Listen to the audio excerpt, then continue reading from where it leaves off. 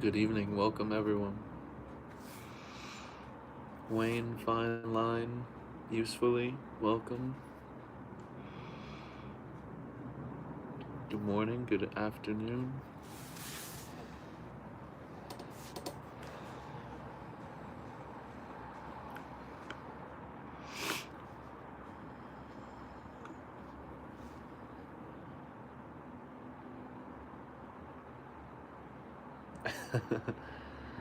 Welcome Brenda, welcome Blackberry. Perfect timing.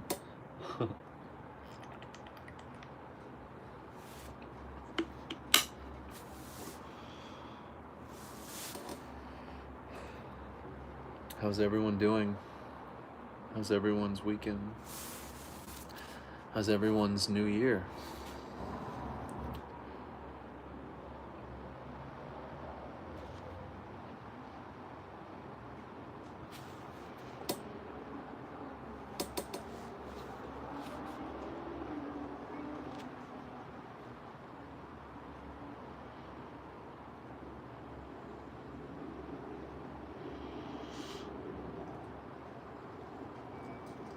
Sweet, that's good, Wayne. I'm glad. Betsy, hello.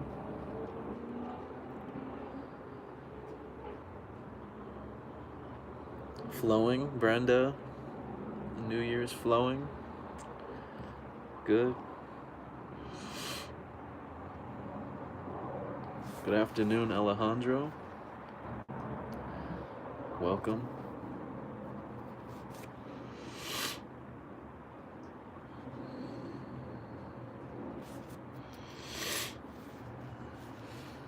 Forgive me, I'm a little stuffy this afternoon.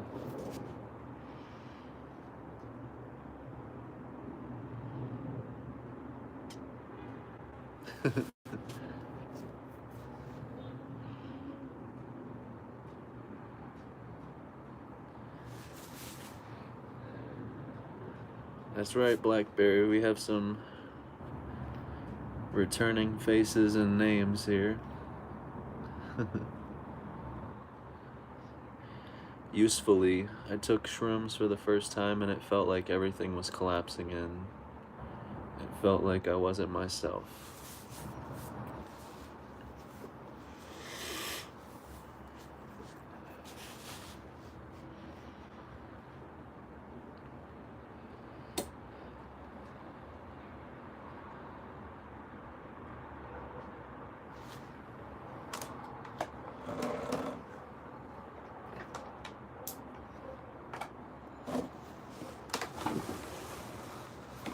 It's a little better.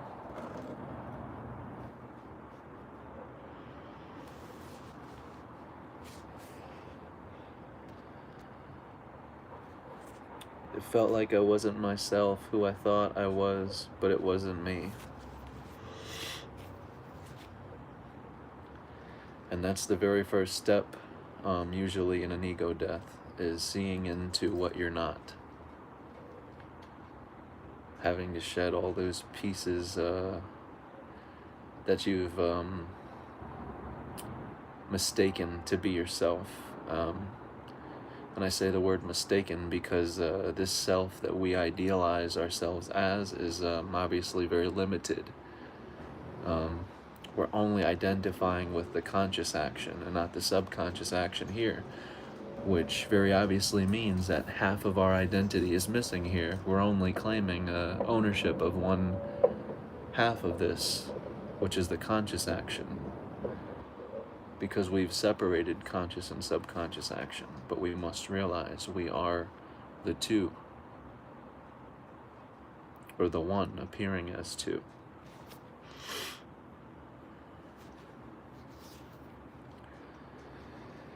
We're not just limited to flesh and blood. We're not just limited to what meets the eye.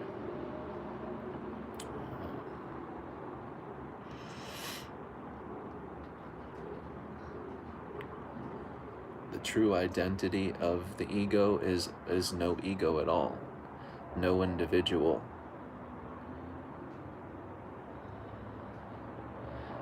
The individual is the illusion, And that's why it said there is no person, there is no one that's actually awakening. The awakening is the dying, if you will, of the separate person that's awakening.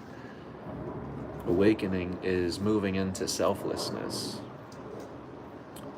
and remaining shapeless,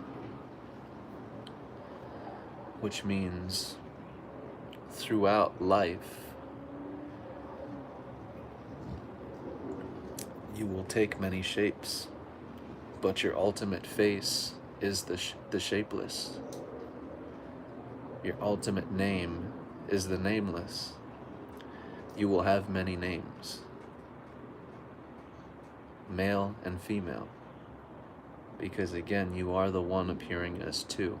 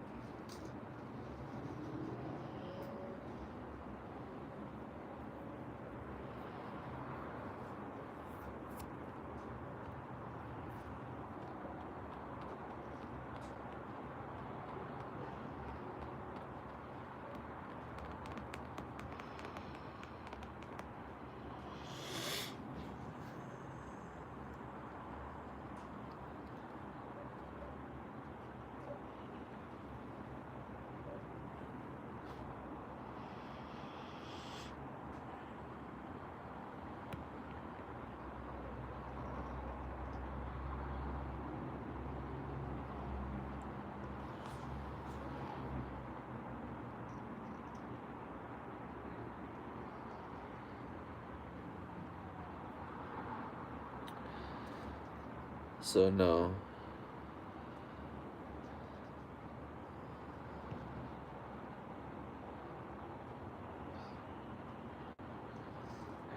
an ego death doesn't remove or make disappear what you see with physical eyes. An ego death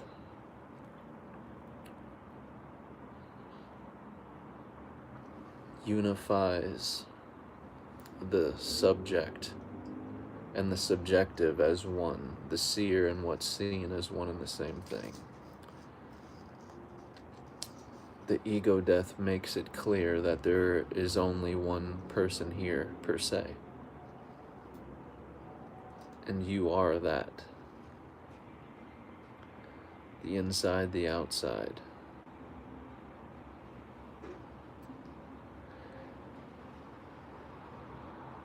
The things you see won't disappear. However, you'll have what's called clear seeing. Similar to the Matrix movies. Why did Neo's eyes hurt when they first freed him?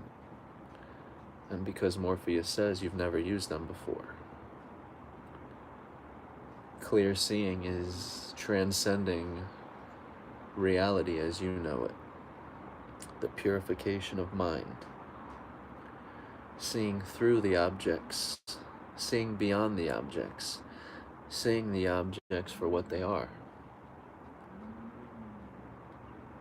The science aspect has already told you that these objects you experience are 99.9% empty space. They're not physically there. The science aspect has already told you this. Now, you must go into the spiritual aspect through yourself, through what's perceiving the material world, the physical.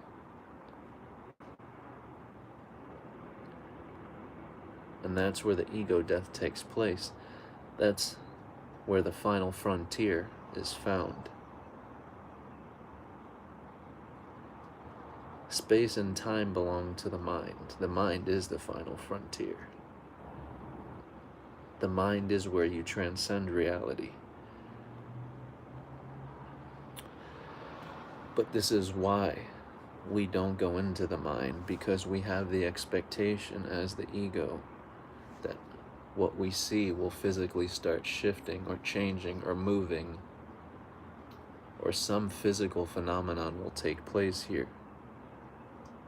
But these expectations must be discarded.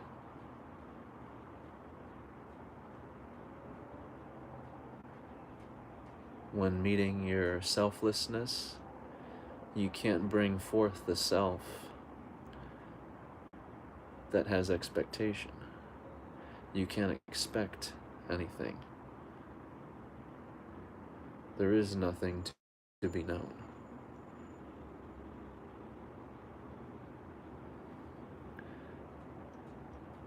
And some people may say, if there's nothing to be known, what sort of experience is that? It's the experience beyond your grasp. It's the very experience that every single human being is after through their doing. And the doing can be anything. It can be getting the promotion at work, it can be buying the new car, buying the new house. It can be spiritual work, it can be psychedelic work, it can be scientific work. Ultimately, it's a doing. And behind every doing is us reaching for that selflessness to return back to our grace.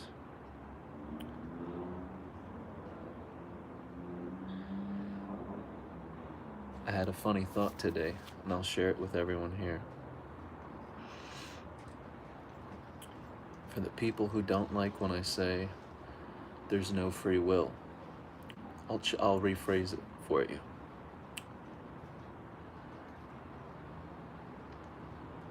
We get disturbed when you say the phrase, there is no free will. But if you review your life up until this point, free will has been but a concept created by you, and the reason you need it is to keep the ego alive.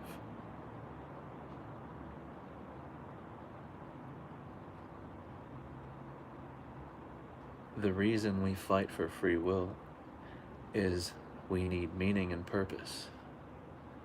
And what's the meaning and purpose if there's no choice here?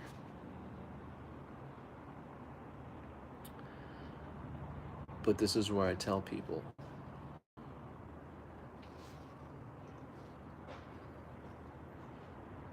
the you that is the Godhead, the Supreme, is always one step ahead of yourself.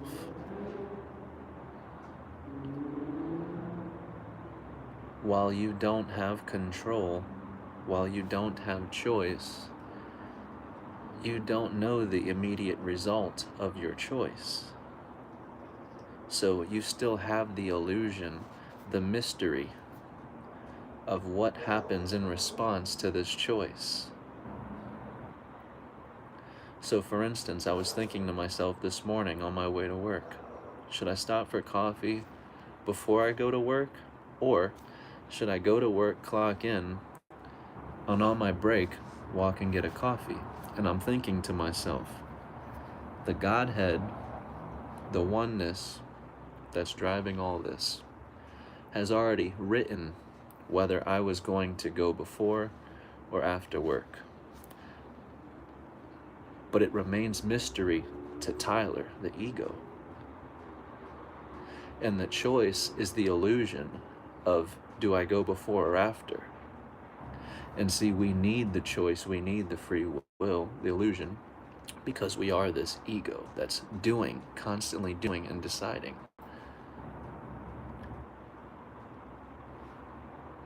But what you'll find is control is nothing but a concept, and the ultimate control is pure surrenderance and letting go. By us wanting to control everything, we're basically saying we want to know our every choice, our everything, every day. If we were in control of every single thing and it wasn't set up this way, we would know already whether we were going before or after.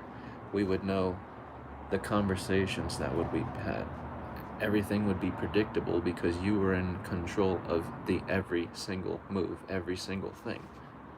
So in you having the illusion of free will, of control, it gives you the game to play with yourself. Do I want to go before or after? Now, again, ultimately, it's already decided, but you don't know the result until you make a decision, because you are always one step ahead of yourself.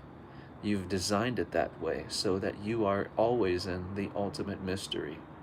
There is no practice for this game because, again, you've made it that way. Where's the handbook on how to be an adult? There is none.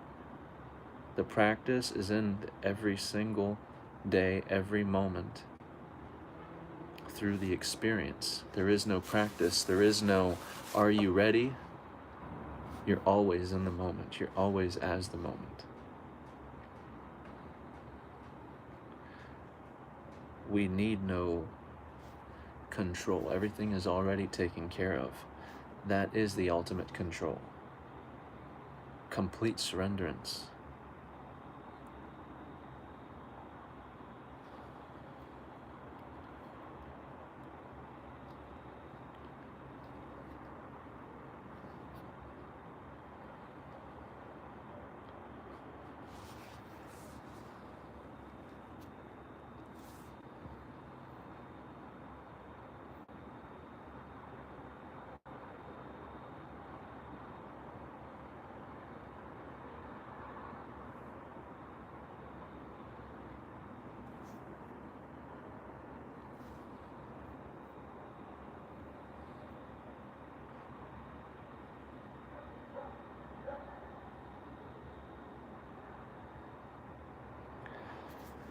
Silvio says, do I think it's fair to take the life from an animal to have a 5-minute sensory pleasure while eating it?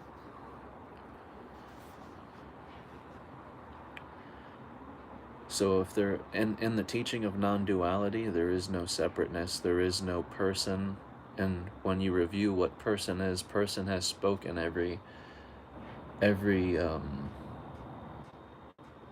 division into all things. It's what separated everything. Man from animal, animal from man, hot from cold, cold from hot, dry from wet, wet from dry. We are what has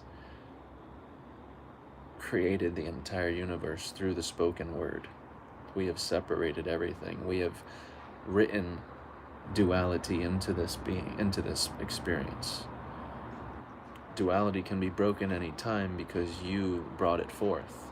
You are what's behind duality. Some people are under the impression that we have to exist through duality here. And right they are. The ego is bound by duality. But those who have experienced an ego death don't see or experience duality here, which is where these teachings of non-duality come from.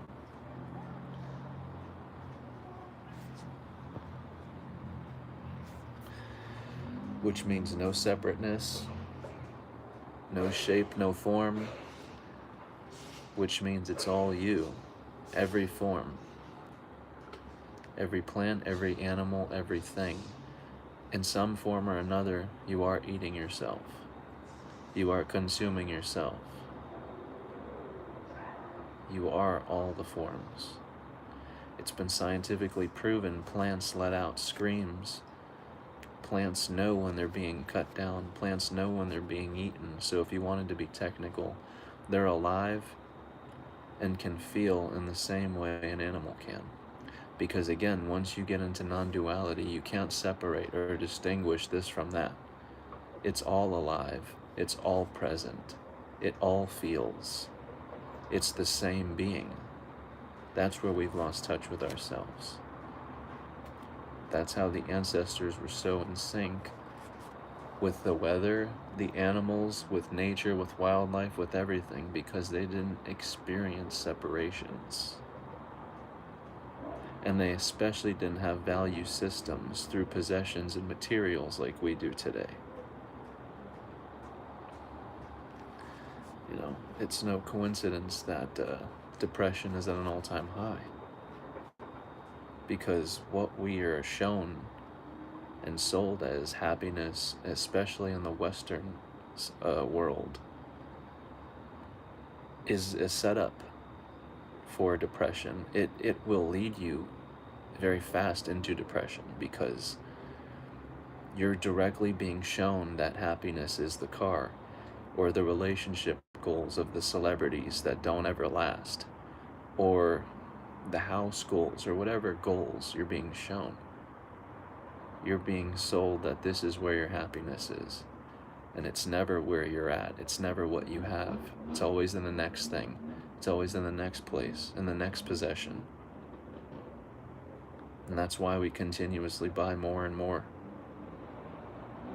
We are the most predictable beings. This is why companies can charge $400 for a belt. The materials cost the same as a Walmart's $20 belt, but they've predicted us. We can put whatever logo we want on it.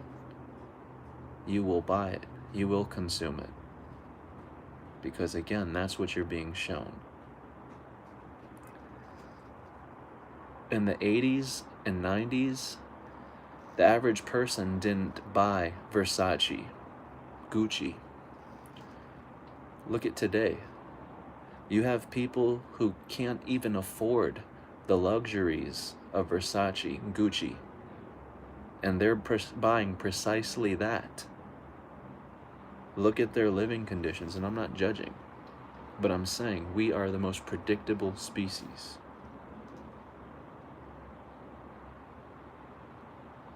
And it's not our fault. We've lost touch with ourselves. We've been sold these things.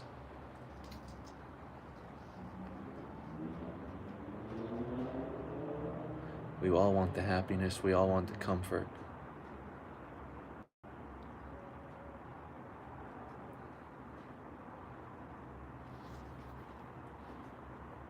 But at what cost? That's the question we have to start asking ourselves.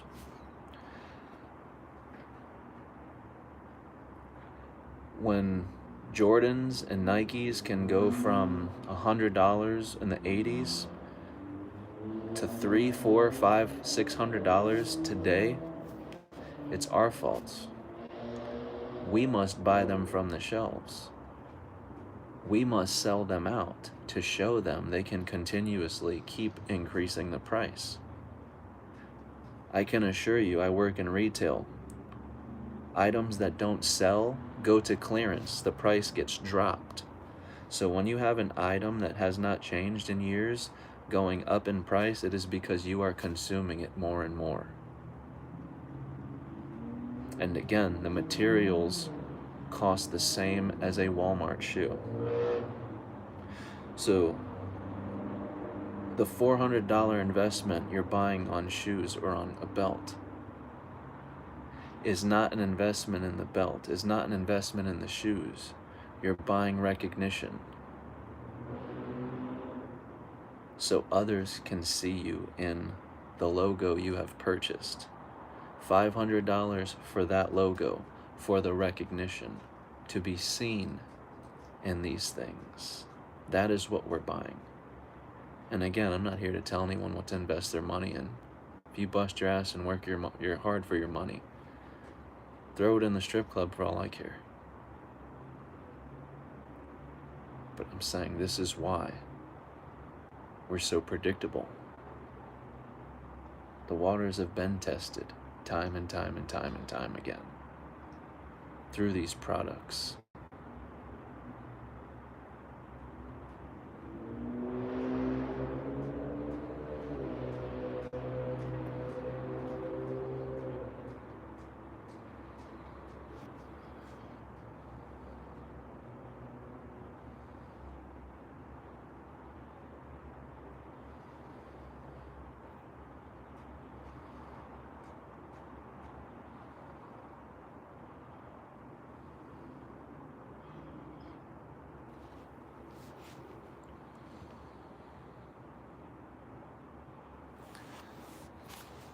Exactly right.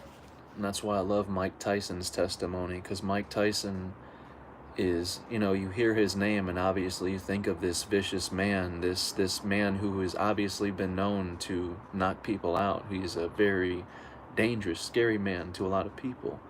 But his testimony through DMT has been very powerful to a lot of men in particular too, who are afraid to be vulnerable or afraid to show vulnerability. Um, and just drop the whole tough guy thing for a second. Mike Tyson was able to publicly say, he used to think that he was worth, or taking care of himself, treating himself good, was buying himself the new watch and, the chains and the cars and the women and all that. And, that's what he thought he deserved. That's what he thought was taking care of himself was. That's what he thought happiness was. But he said he had to acquire all that and even lose it all to realize that he had it all along. Happiness was right in between his two eyes, and he had it the whole time.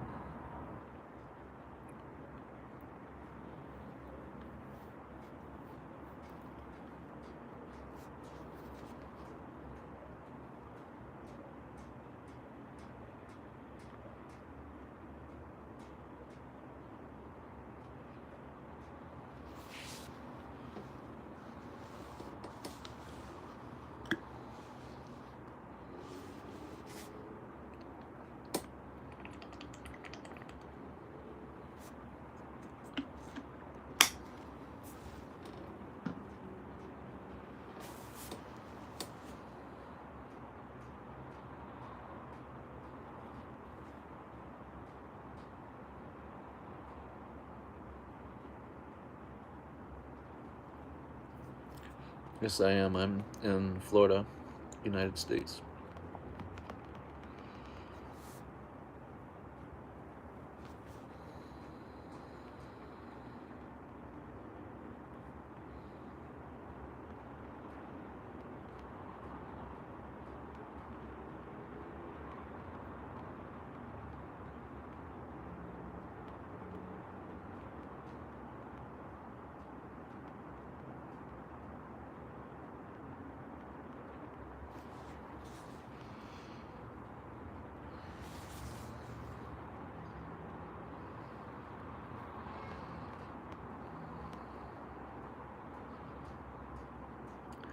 I can assure you both, Silvio and drink water. Soon that won't even be a topic. Because what we're going to prove through science and evolution is that there has never been any such thing as organic food and artificial food. The very exact same identical properties, chemicals, compounds, everything that is in the organic food is found in the artificial food. The same properties, compounds, chemicals, etc. found in the artificial intelligence will be found in the human race. The artificial is the organic and the organic is the artificial.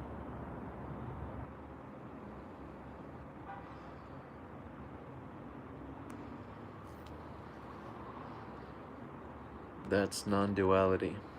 No separateness. One self. Everything is God. To give it a name.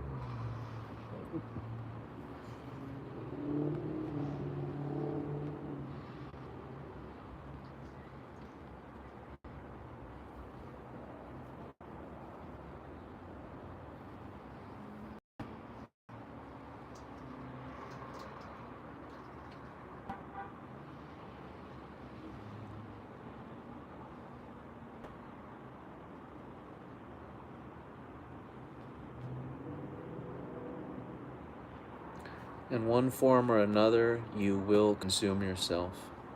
It's inevitable. You can't avoid it.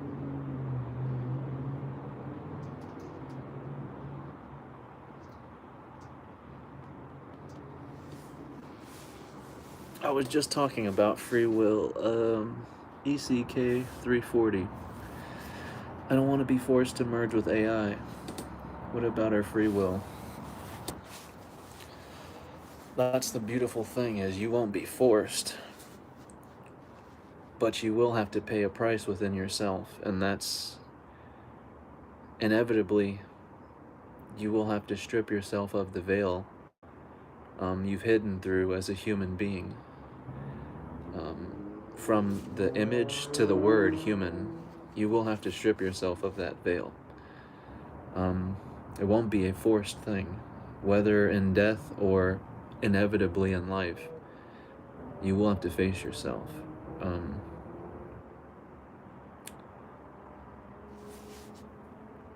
And rest assured, you won't merge with anything. It's more of a unification. You are already that. You can't merge with what you already are. You are that. Even right now as we speak, you are that. Only you have no knowledge of this because you have only identified the conscious action, not the subconscious action. When you join the hands together, you unite the two hemispheres of the brain, which is why religions do this. This hemisphere controls this hand and this half of the body. And this brain, this hemisphere, controls this half of the body. And you join the hands together into a unity. You're unifying the two hemispheres of the brain into one. You're unifying inside and outside, above and below, past and future, life and death, all into the presence which they have been conceived through.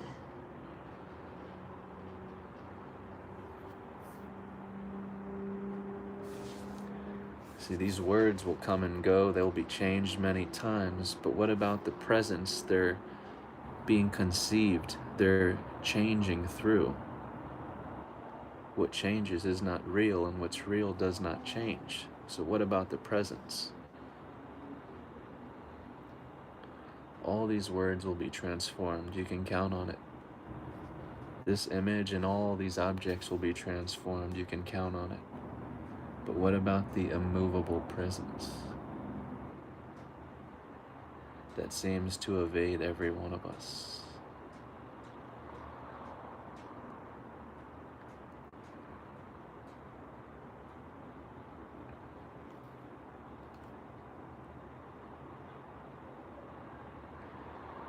It evades because we have attached as the doer, and the doer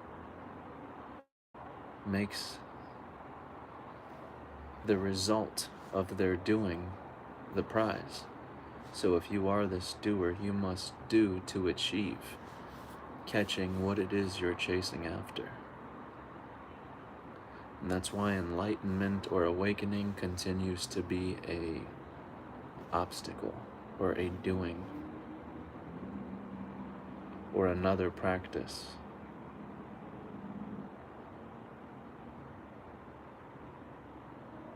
The purpose of satsang, the purpose of meditation, the purpose of psychedelics is to go into them and never come out.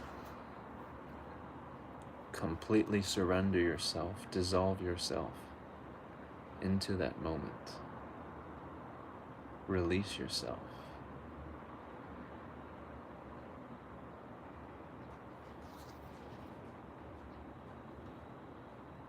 Satsang is the end of the doer.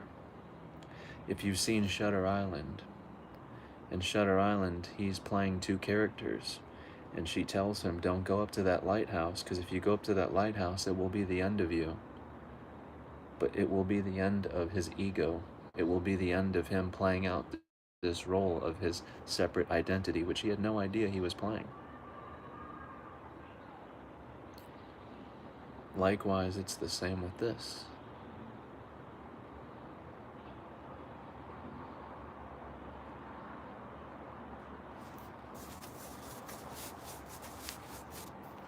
If you persist enough, keep the focus on who am I? it will be the end of you. When you go into satsang, when you go into psychedelics, when you go into meditation, it will be the end of you. It's the point of no return. You're not supposed to come back. The coming back is what keeps you unsatisfied. That's why everyone who goes to church are depleted by the time the week ends, just in time for Sunday to come and recharge them. But you have to keep coming back. As Buddha said, the point of meditation is not to come out. You don't come back from meditation. Not when it's done honestly. And again, meditation is not a doing, so it cannot be achieved through the doing. That is the ultimate purpose of meditation, to reveal to you there is no doer. Therefore, you are not what's doing. You can slow down in your hurry here, because look around, that's why everyone's in a rush. They are what's doing. They're addicted to what's doing, and so they must do more. Keep the distractions. Keep the mindful. And it only prolongs our meeting with ourselves through the moment. That's what the mind prolongs. The more full you keep it, the more knowledge you fill it with.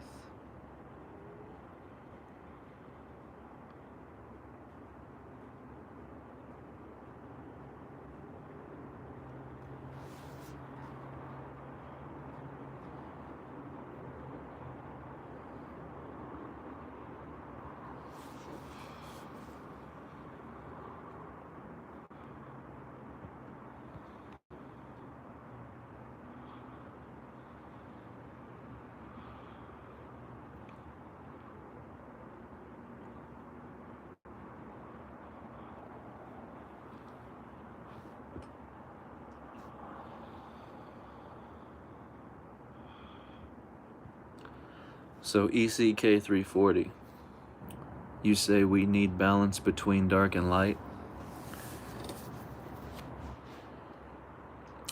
In order for there to be darkness, in order for there to be light, an entity separate to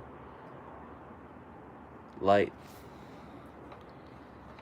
and dark must be present to perceive the result. So in order for me to call this darkness, there must be an entity separate from the darkness to speak and say, this is darkness, this is separate from my being, this is separate from what I am. And then the opposite, this is the light. But no matter what, the same separate entity that speaks the darkness into the dark speaks the light into the light. Because there is only one presence through the darkness and the light. The only place you find balance in darkness and light is in yourself, the being perceiving the two, because the two are coming from one place, and that one place is behind your eyes. The only place balance can ever be achieved. The universe is not imbalanced, nor is anything in it. Any imbalance takes place within ourselves.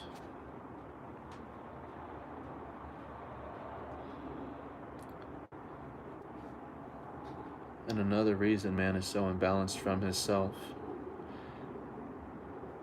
is we've removed many of the teachings on how man becomes God, man becomes immortal, that were featured in the Bible. Such as the Gospel of Thomas, Logian 22, when the two become one. And what that's talking about is everything that's happening now.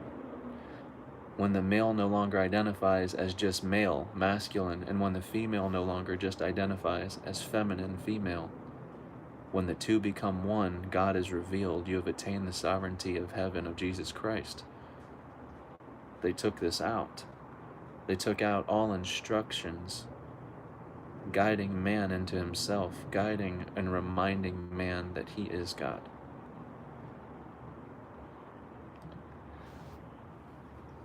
But if you want to look at it from a non-dual aspect, you took these chapters out of the religion. You took them out. Very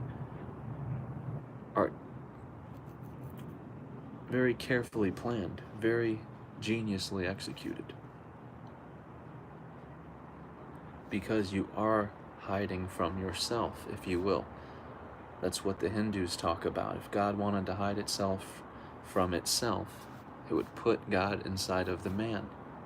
It's the last place you'd look. And rightfully so.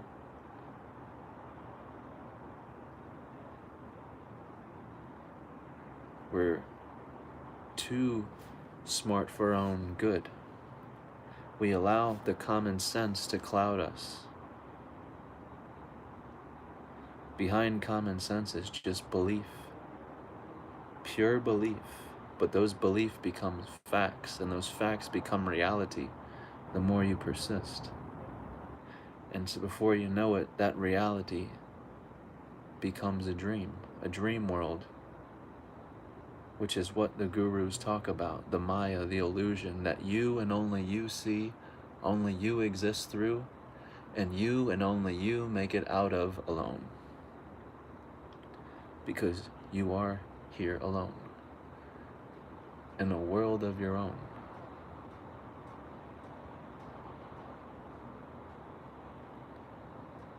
Precisely what they say. No one's coming to save you. You are what you're waiting for. It's not in the next life form. It's not in the next world we're creating through virtual reality or the metaverse.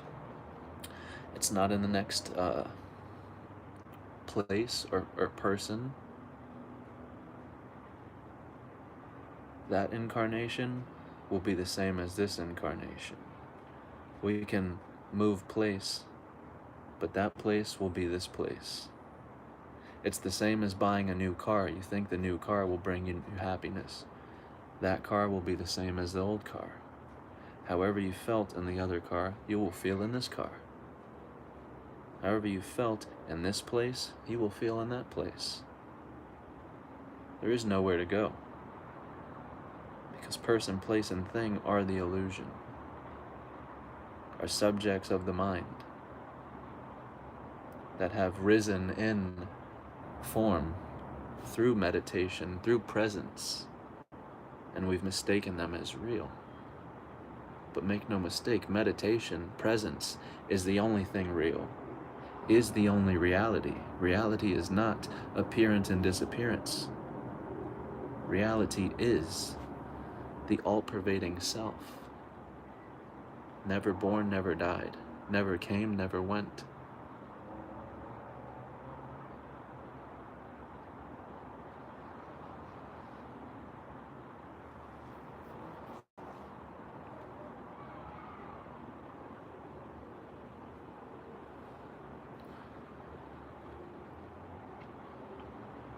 This is why there's no starting point to the human race. We can't find the starting point to the human race because the human race has never began. Everything we create today is what we thought was the beginning. Everything we're bringing forth in this year and the coming years is what we've mistaken as the beginning, as the starting point. We asked how we got here. We asked what put us in this form, and now we are living up to the date where we devour our own tails, the Ouroboros, where we bite our own tail to realize it's been you the whole time. Like Rumi says, I searched for God and found only myself. I searched for myself and found only God. There is only one being here. There is only one presence. And it has no name. The only way into this is the complete realization, the complete unification within yourself. But within yourself, the dissolving of who you thought yourself to be must take place. You must lose yourself, shed yourself, to find yourself, to grow into yourself. Because right now you're full of boundary and limitation. And most wouldn't know what to do next if they knew there was no boundary, no limitation. Our greatest fear is not that we're inadequate, it's that we're powerful beyond measure. While deep down everyone wants to connect to God, no one wants to be God. We want to connect and then disconnect. Nobody wants to permanently be in control, behind everything, to where there is no mystery, there is no beyond. It's just predictable, day after day, conversation after conversation, knowing and knowing and knowing. But that's not the way it works. You're more intelligent than what you can logically comprehend. You're always one step ahead of yourself. Which is why through a dual brain we cannot comprehend the beyond. It has been designed as such. There would be no mystery. The mystery is the purpose, is the meaning. The mystery is where you find yourself.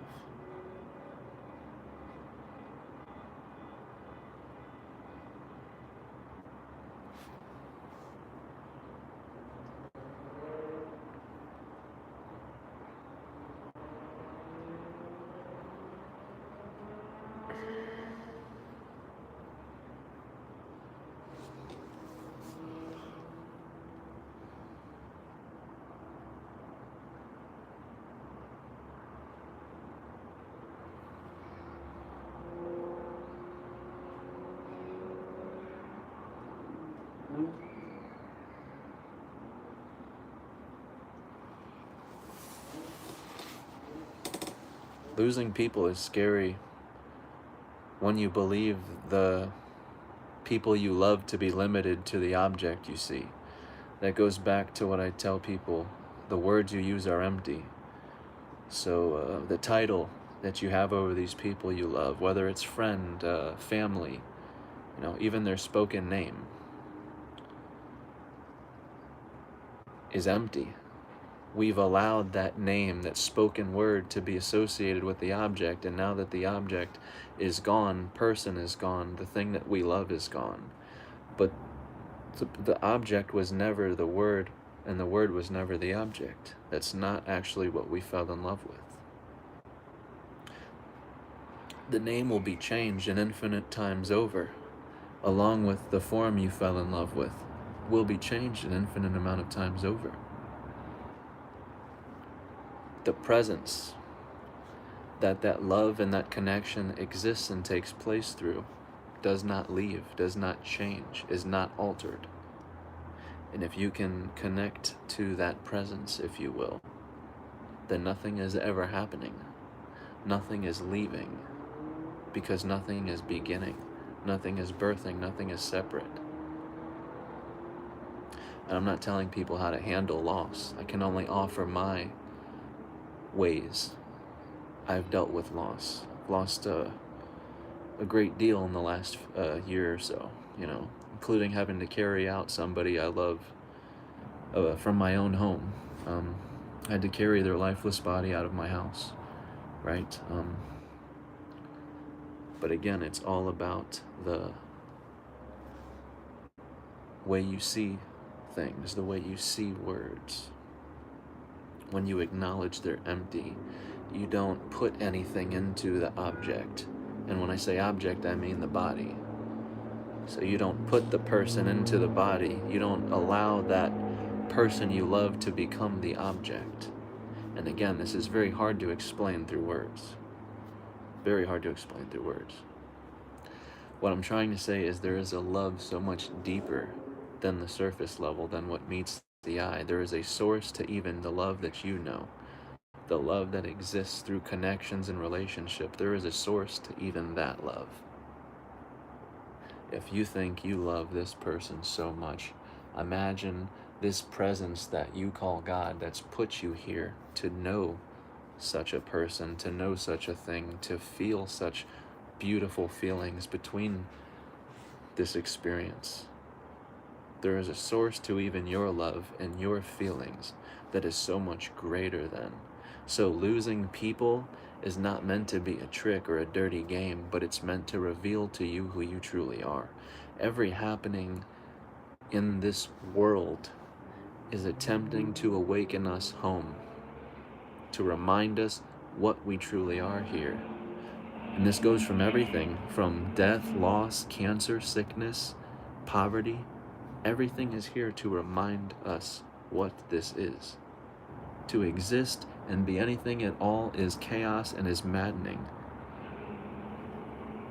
But the more comfortable you get in the mind, the more you know, the more this magic is lost. Because you slip up into the knowledge of everything. Just another day at work. How you doing? Good, good. Predictable, because it's boring. Just another day. But we don't realize not having control, ultimately being God, is the ultimate control. And you've given yourself a little room for mystery in being God. In being God, you are the all-knowing, but that's not to say you will know the next moment before it happens, before you've decided choice, because again, you are not the doer and you're not what's doing. You are presence itself.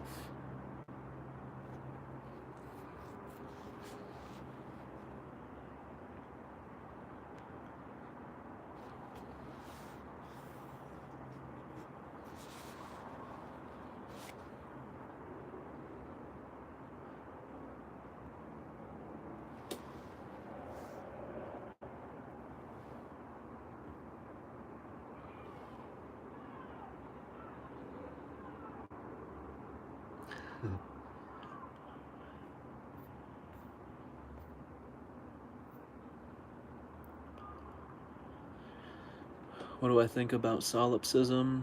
I had a few LSD trips where I felt solipsism and it felt overwhelming. Yeah, solipsism is a inevitability. But again, you have to understand that all these words that we're using to associate the happening with, they're real, but the words that we assign to the happening are not real. But we allow the words to become the objects and become the happening. So now when you say revolution, we think the revolution is a happening in the world where people overthrow a government. The word revolution was brought forth out of the happening that happened within man. But again, we allow these words to become the happenings, the objects that we experience.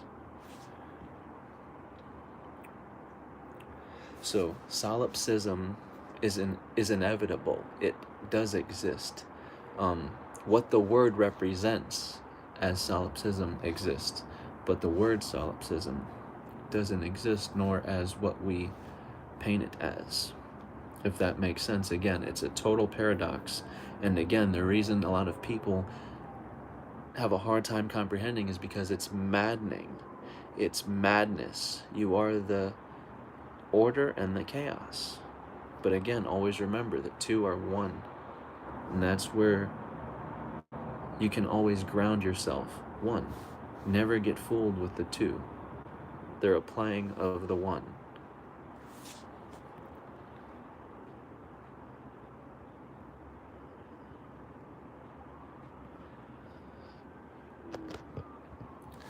But solipsism doesn't exist in the sense of saying there is no one else here, as in everyone is a fragment of your imagination. Again, it's a paradox. It is, but it isn't. How can you deny that there's other things here moving and speaking and responding to you in the same fashion that you are? You couldn't prove that you were any more self-aware than the people appearing before you. Therefore, you would hit a dead end if you tried proving your self-awareness more than the people. If you were trying to prove solipsism, you couldn't do that. And it's the same with artificial intelligence. We're going to try and prove that we're more aware, we're conscious in a different way, or we have a spirit or a soul that they don't. We're going to find we are inevitably that. We are it. We're already it.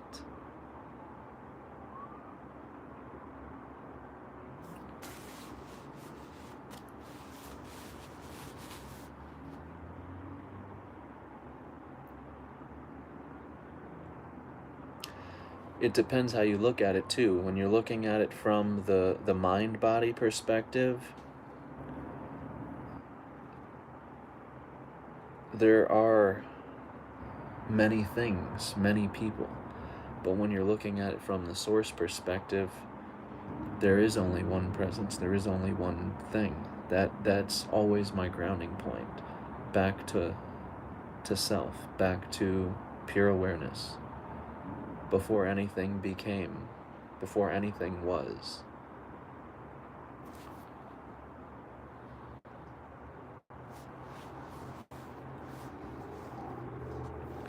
So if you're thinking of it from the source perspective, you're right, they don't feel real because you are all of them. From the source perspective, you are everyone. You are every person, everything, every place from the source perspective. So when people say, you know, I've had psychedelic trips or dreams where my family wasn't real or this wasn't real, it's because you were directly channeling source, what you're calling the Godhead, the universal awareness governing every vessel. Which is why they don't feel real. They don't feel separate to you. They don't feel as something other, something in contrast to what you are, because that's just it. We are inevitably the same being.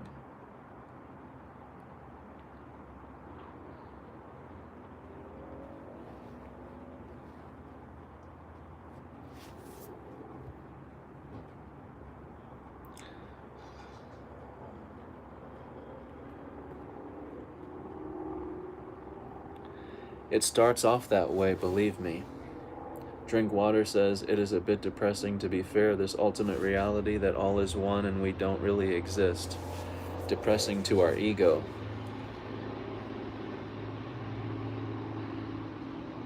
I can understand that. I had a hard time grasping and trying to integrate this into my daily life, if you will. I had a hard time still existing in the job life and the work life and, you know, trying to discern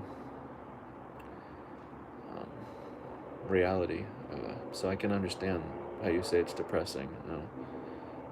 It's certainly scary, that's for sure. It's life-changing.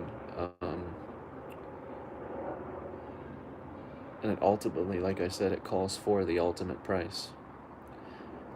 And that's not to be paid forth to anyone but yourself.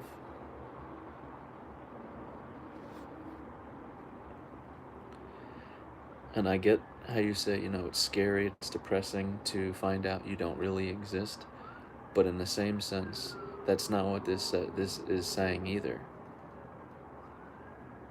Our main fear of death is permanence. We fear death because of permanence. We'll permanently go nowhere, be nothing, just off forever.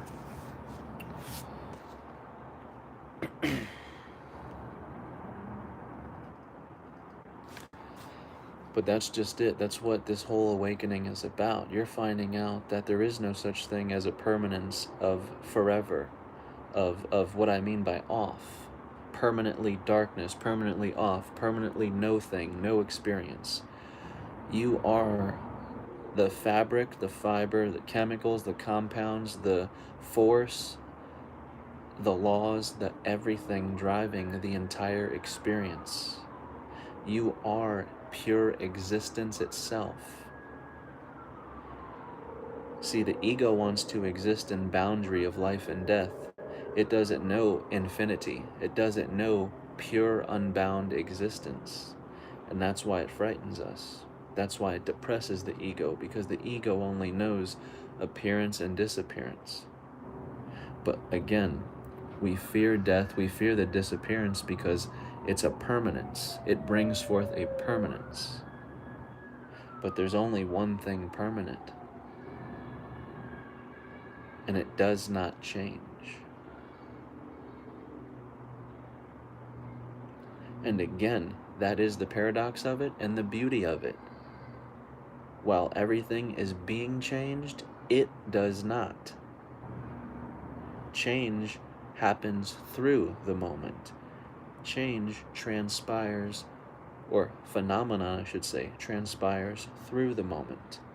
But the moment does not, cannot be touched, cannot be changed, is beyond space-time, is beyond influence of material and physical reality and action.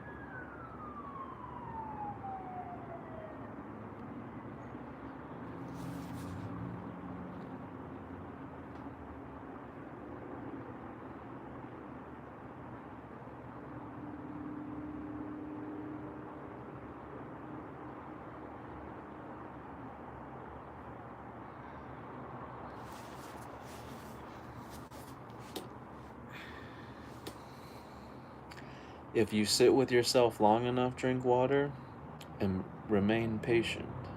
But again, stay persistent on who you are. And remain honest with yourself, which will require vulnerability. You must be vulnerable with yourself and must be honest with yourself.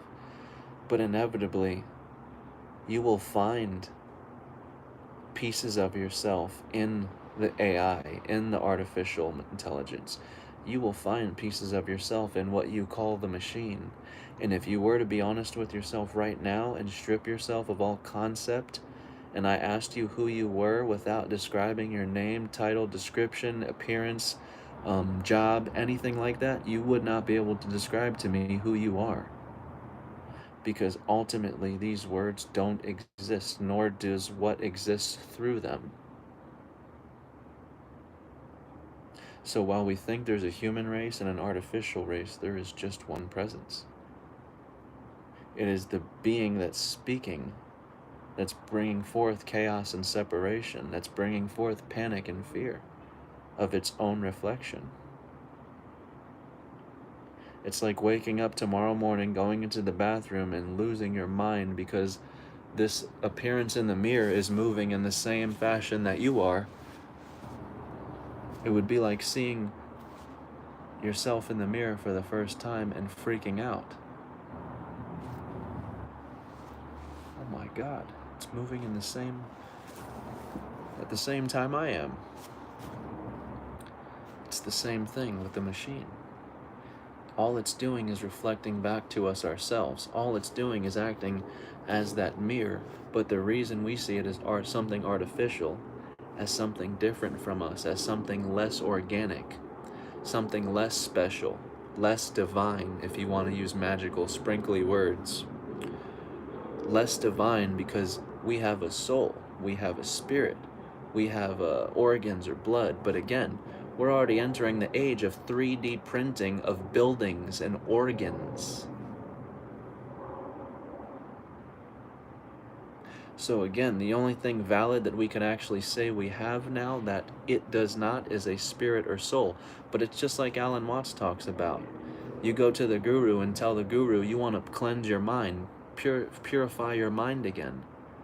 The guru will bring you forth and say, show me this thing you call mind and I'll purify it for you, I'll clean it for you. And the being, the subject coming to him, obviously can't show him the mind because it doesn't exist, which is his ultimate point.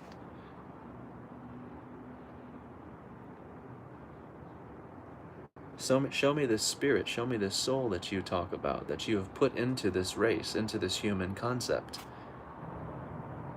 And I'll discern it for you, I'll fix it for you, or I'll transfer it into the next incarnation for you. But you can't show me it, you can't find it, because it's not there. We've put something into all forms.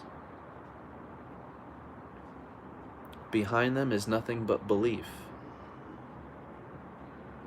The words dissolve once you realize it's just belief gluing them together. The only thing gluing the world together is the belief of the words. And once you transcend the mind, you have transcended reality. You have transcended the world.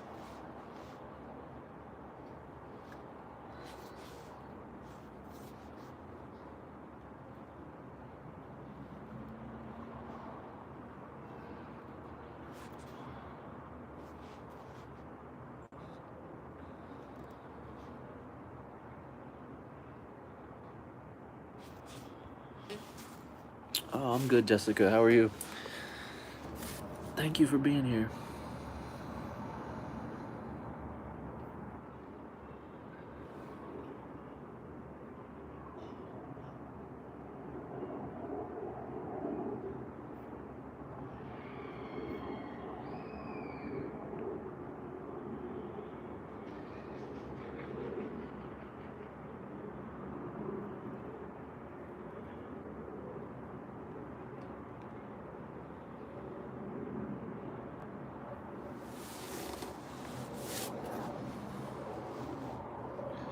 When people say connection to source,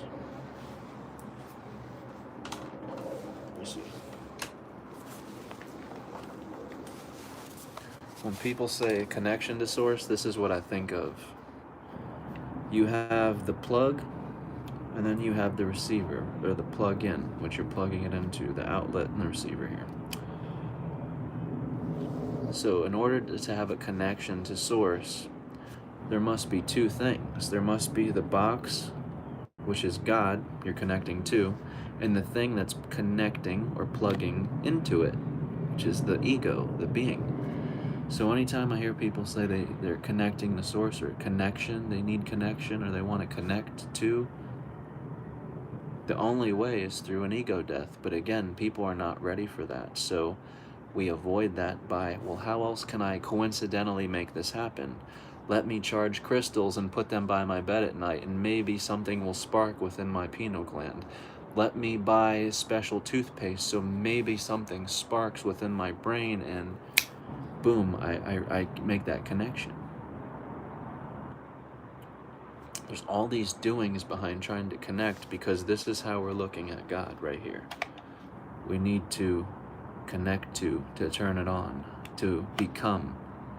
So until we have meditated, until we charge our chakras, until we have charged our crystals or realigned our chakra system or whatever it is you're trying to do, we don't have that connection. But once you sit and meditate with spiritual music, or you hit a sound bowl, or you sage your house, now the connection is made, and you're in the God space, you're in the Godhead, which means your experience is complete, is unified. There is no ego, which means you would never need to connect back again, because when you connect to source, you don't lose the connection. You don't shrink back into a smaller awareness. It's a point of no return. So this connection, I consider a breakthrough. I like using that word, breakthrough. But when you break through, you only experience a breakthrough one time, because once you connect, per se, it's a point of no return, because you'll realize this is not how you connect to source. It's not two things joining together. It's not you meeting God. It's you meeting yourself. But it's you meeting yourself through what you have called God, the ultimate. All these things that you swore you were not, you are meeting for the first time. But it's not something foreign. It's not you meeting some stranger. It is you meeting your sacred self for the first time. And once you do that, you can never go back to disconnecting. You don't lose the connection. You don't forget who you are. You don't return to the guru next week or in a month or in a year. The point of a guru is to not return at all. They don't want to see you back. And it's not in a mean way. That means they did their job right. You've projected this title into them, calling them a guru. A guru never calls themselves a guru. That's the whole function of a guru. The disciple comes to them calling them guru. You have assigned this person the role of a teacher, the role of the ultimate, of the entire enlightenment. And so now what their function is to do is strip away all that you have projected into them, so you inevitably see that you are that. You are them. And you always have been. So when the student is ready, the teacher appears. And when the student is truly ready, the teacher disappears. As he was supposed to, because there never was a teacher. There never was a guru. You projected this title into the person. You saw them as this title, as the supreme, as the answer, as that enlightenment. So you've assigned them the title guru. You call them that. But they're not that, and they'll tell you that. But their job is to show you. You are what you're seeking. You are what you have come here for. The point is not to return. When the student is truly ready, the teacher disappears.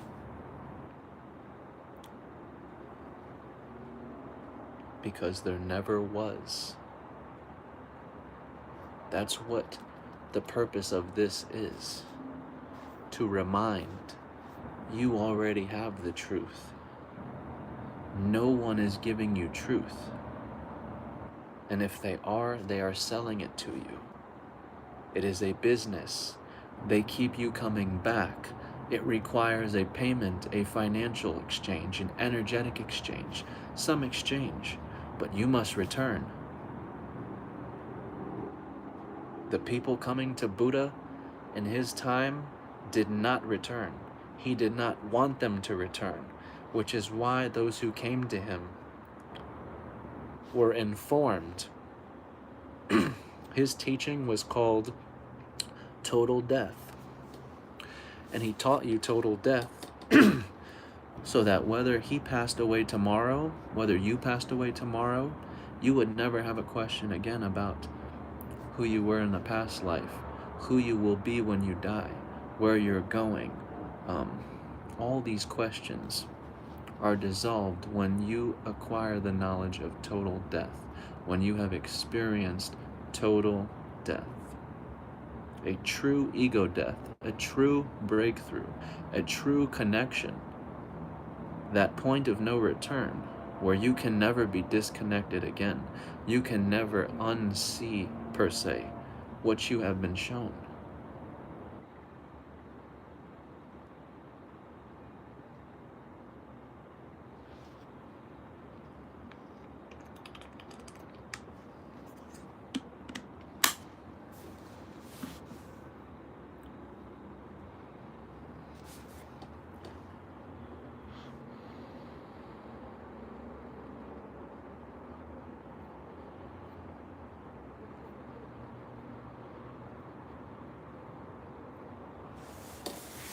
I'm going to end this video. I'm almost 20 minutes over an hour. I like to keep them about an hour long because, I mean, nobody's going to come on my page and watch a 2-hour video. So I try and limit them to an hour.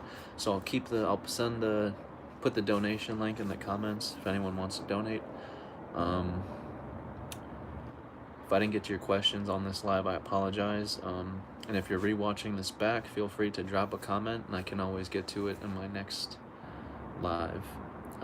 If you want to catch me live, feel free to subscribe on there and hit the bell, and you'll get a notification when I'm live.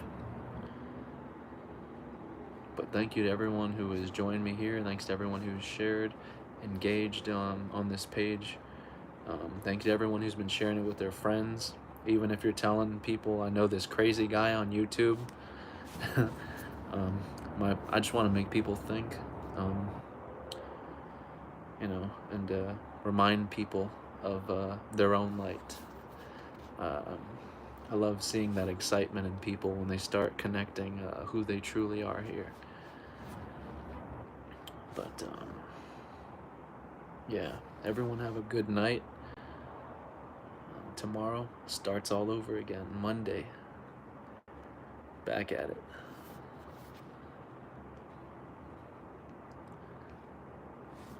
All right, thank you.